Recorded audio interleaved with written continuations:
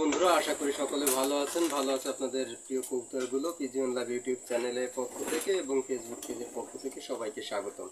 তো বন্ধুরা, আজকে চলে আসলাম আমাদের কবুতর বিষয়ে একটি আলোচনা নিয়ে আপনাদের সামনে। তো আলোচনায় যেটা থাকছে সেটা হচ্ছে যে কবুতর কেনা নিয়ে বর্তমানে অনলাইনে অনেক জায়গায় কবুতর ক্রয় বিক্রয় হয়, অনেকেই কিন্তু ক্রয় বিক্রয় করে থাকে। তো সেক্ষেত্রে ক্রয় বিক্রয় করে অনেকে আবার ঠকেও থাকেন, জিতেও থাকেন। তো সে বিষয় নিয়ে কিছু কথা বলবো।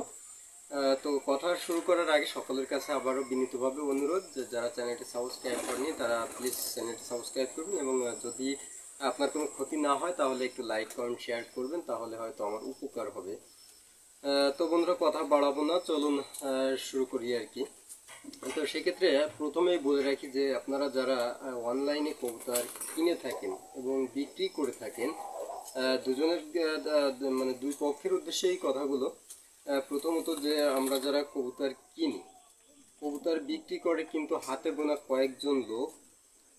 আমি যদি বিশেষ করে বলি তো দেখা গেল যে ঢাকার ভিতরে আছে যে জালালি কবুতর ফার্ম, রহুল কুদ্দুস ভাই, তারপরে জালালি কৈতর, চট্টগ্রামে জাকারিয়া ভাই, আমার এক ছোট ভাই আছে।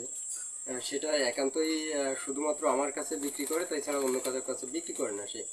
এবং যদি আমাদের দিকে দেখেন তো আমি আছি, শ্রাবণ আছে, এরকম আরও বেশ কয়েকজন আছে, হয়তো পাওয়া যাবে। এছাড়া তেমন লোকে কিন্তু আসলে জালালি কবুতর বিক্রি করে না। মাঝে মাঝে যে আলামিন ভাই যশোর এবং বুলেট পিজন বরিশালের ভাই, এনাদের কাছে, এছাড়া বাদবাকি কিন্তু ওইভাবে কবুতর কেউ ক্রয় বিক্রয় করে না। কিন্তু এর ভিতর দিয়ে অনেক সময় দেখা যায় যে কি হুট করে গ্রুপে বা ইউটিউবে দেখি যে একটা রিপোর্ট চলে আসছে যে অমুকের কাছ থেকে কবুতর কিনে ঠকছি, প্রতারিত হয়েছি, টাকা মার দিছে বা অসুস্থ কবুতর দিচ্ছে, কবুতর কম দিচ্ছে, এই ধরনের নানা ধরনের নিউজ চোখের সামনে আর কি ভাসে। তো সেক্ষেত্রে যারা কবুতর ক্রয় করেন তাদের কাছে, তাদের উদ্দেশ্যে বলবো যে কবুতরটা আপনি যদি সম্ভব হয় তাহলে আপনি প্রথমত কবুতর যার কাছ থেকে কিনবেন তার বাড়ি যেয়ে কবুতর দেখে কেনার চেষ্টা করবেন। এটা হচ্ছে সব থেকে ভালো পদ্ধতি। যদি আপনার একটু খরচ বেশিও হয়, তারপরেও সম্ভব যদি হয় দূরত্বর দিক দিয়ে, তাহলে আসলে যে দেখে কবুতর কেনা সব থেকে বেটার। সেক্ষেত্রে আপনি পছন্দ না হলে কিনলেন না, আর পছন্দ হলে তো নিয়ে গেলেন, আর ওতে আর আফসোস নেই, থাকে না। আর যদি আপনি বাড়ি যেয়ে কিনতে না পারেন তাহলে আপনার কাছে আপনার সাথে পরামর্শ হচ্ছে যে আপনার জন্য আপনি পরিচিত ফেস দেখে কবুতর কিনবেন। যারা নিয়মিত মনে করেন কবুতর বিক্রি করে, এরা সাধারণত একটা কবুতর আপনাকে যদি ডুপ্লিকেট দিতে চায় বা যদি মনে করেন টাকা মেরে দিতে চায়, তাহলে এরা পারবে না। কারণ এরা তো সিজনারি না, এরা তো অল টাইম থাকে। তো এদের কিন্তু এনারা বরং হচ্ছে আপনারা যদি তৃপ্ত হন তাহলে সেটাই তাদের জন্য হচ্ছে সব থেকে ভালো হয়। এনারা কখনো আপনার টাকা মেরে দিবে না বা আপনাকে ঠকানোর চেষ্টা করবে না, বরং আপনাকে কীভাবে খুশি রাখা যায় তার সেটারই চেষ্টা করবে। কারণ আপনি একটা ভালো রিভিউ দিলে সেটা তাদের জন্য উপকারী হবে। সেজন্য পরিচিত জন থেকে যারা এরকম স্থায়ী বিক্রি করে এদের থেকে কবুতর নেবেন, তাহলে হয়তো আপনার জন্য একটু সুবিধাই হবে।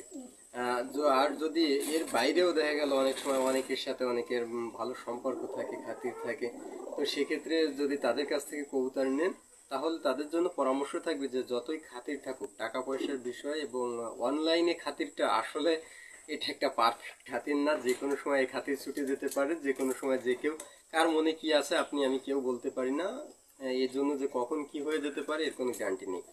যার জন্য অনলাইনে খাতিরটা আসলে ওইভাবে খাতির না। এই জন্য আপনারা চেষ্টা করবেন যদি লেনদেন করেন এরকম স্থায়ী লোকের বাইরে, অস্থায়ী লোকের সাথে যদি লেনদেন করতে চান তাহলে অবশ্যই অবশ্যই আপনাদের জন্য পরামর্শ থাকবে যে আপনারা অ্যাডমিন ডিলের মধ্যে আসেন। অর্থাৎ আপনারা কবুতরের দাম নির্ধারণ করার পরে আপনারা অ্যাডমিনের কাছে টাকা দিয়ে ক্রেতা এবং বিক্রেতা দুজনেই সেফ থাকেন, তাহলে এটা এই ধরনের ঝুঁকি আপনাদের আর থাকবে না।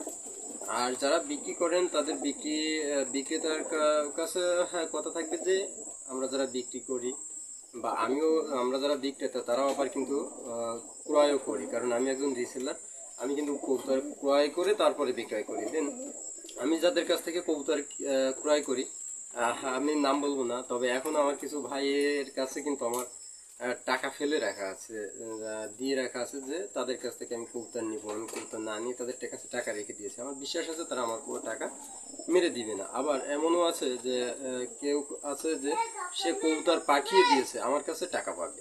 আমি এখনো তার টাকা ক্লিয়ার করিনি, আমি টাকা যখন পারি তখন ক্লিয়ার করে দেবো। তো সেক্ষেত্রে যারা বিক্রি করবেন তাদের জন্য বলার আছে এই যে আপনারা অবশ্যই যখন কবুতর বিক্রি করবেন তখন দরদাম নির্ধারণ হয়ে যাওয়ার পরে আপনি যে মালটা দিতে চাবেন যেন সেই মালটাই তাদেরকে দিন।